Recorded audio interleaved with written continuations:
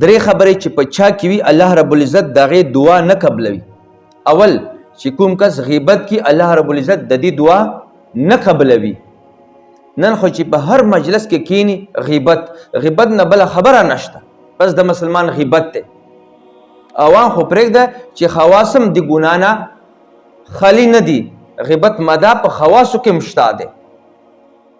او ډېر خلک د غیبت ته ګناه هم نه وایي، او چې ګناه ته څو ګناه نه وایي دا ډېره خطرناکه خبره. استحلال المعصیت کفر، ګناه ته ګناه نه ویل، ګناه حلاله ګڼل دا کفر دی.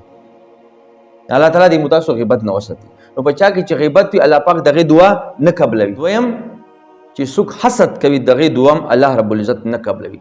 تاسو په مشرب باندې نظر واچي الله رب العزت معمولی غوندې ترقي چاته ویر کی، مال دولت ویر کی، عزت ورکی، بل کس وی ربا دې ته د ولې دغه ترقي ویر کا، دې ته د ولې د عزت ویر کو، په دې سره زړه کې حسد پیدا وشي.